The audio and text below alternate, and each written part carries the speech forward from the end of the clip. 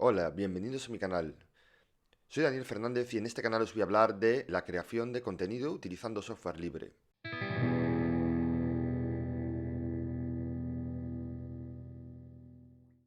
Os voy a hablar de las ventajas que tiene el uso de software libre para este tipo de tareas en comparación con el software comercial. Generalmente cuando pensamos en software libre pensamos en software gratuito y software utilizado en la nube y en grandes servidores y en centros de cálculo científico. Y no lo asociamos tanto a la creación de contenido, donde Apple y Microsoft suelen estar más presentes. A día de hoy, el software libre ha llegado a un punto de maduración que permite ser utilizado perfectamente para este tipo de tareas y es más, nos va a aportar muchas ventajas el que lo hagamos. Ventajas de interoperabilidad y utilización en múltiples plataformas, de las cuales hablaremos más adelante. Cabe destacar que software como el Blender, que es un software de edición 3D, ha sido utilizado en películas como Spider-Man 2.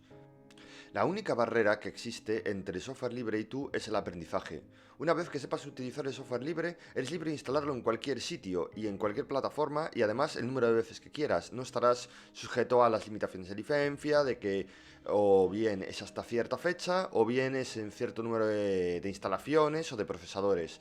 Y no dependerás de los caprichos de una empresa que de repente decidan no seguir haciendo ese software y te quedes sin poder actualizarte. En el software libre, cuando alguien deja de hacerlo, tú puedes coger el código fuente y seguir tú, hacer un fork.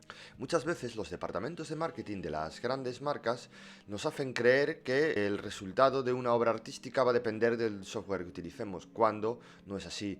El resultado depende de tu creatividad y de lo mañoso que seas, componiendo, editando, etcétera. Depende más de ti que del software que utilices.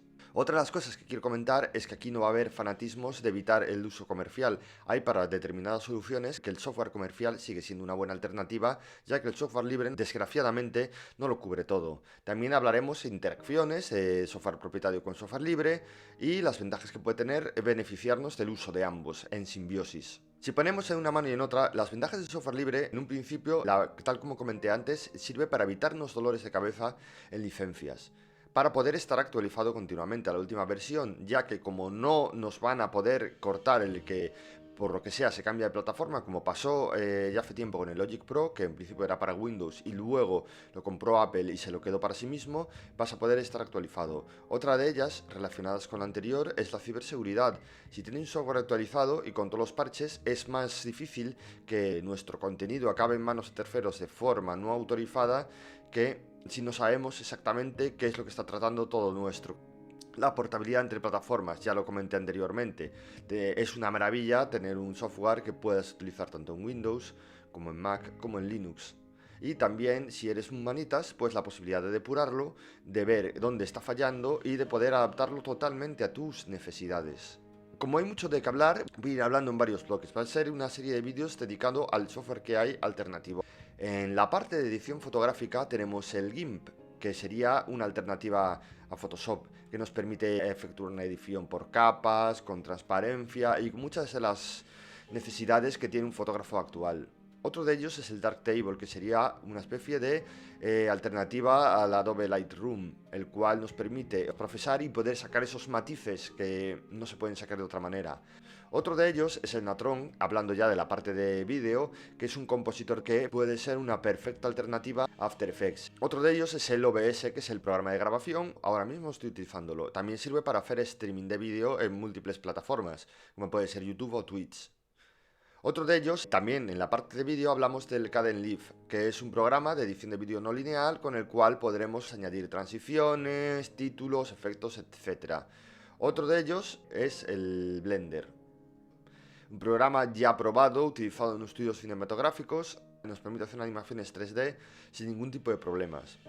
Pasando a la parte de música, de audio, tenemos una alternativa a Pro Tools, que es el Ardour, que nos permite perfectamente edición multipista, poner efectos, utilizar todo tipo de plugins VST, tanto de Linux como de Windows. También desde Linux podemos utilizar plugins VST 3 sin problemas, como el Melodyne, el cual también explicaré en siguientes vídeos. Otro de ellos es el MuseScore, también en la parte de música, para manipulación y edición de partituras musicales, las cuales también tienen un repositorio muy interesante, en las cuales también nos las podemos descargar.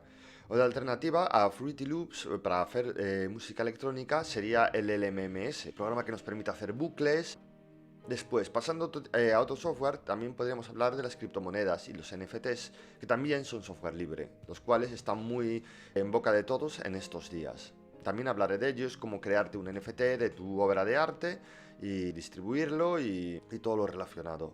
Después, en la parte de sistemas operativos, parte no menos importante, ya que mucha gente no sabe bien cómo instalarlos, cómo empezar, voy a hablar de Arch Linux, que es mi favorita y la que estoy utilizando actualmente. También voy a hablar de Ubuntu Studio, que es una variación de Ubuntu orientada pues, a la creación de contenido, con el kernel ajustado para que haya menos latencia en música. Y también hablaré de KX Studio, que es una variación de Ubuntu, un repositorio en el cual pues nos tiene todo el software que necesitamos para edición musical, como el Ardour, ya viene perfectamente compilado y adaptado.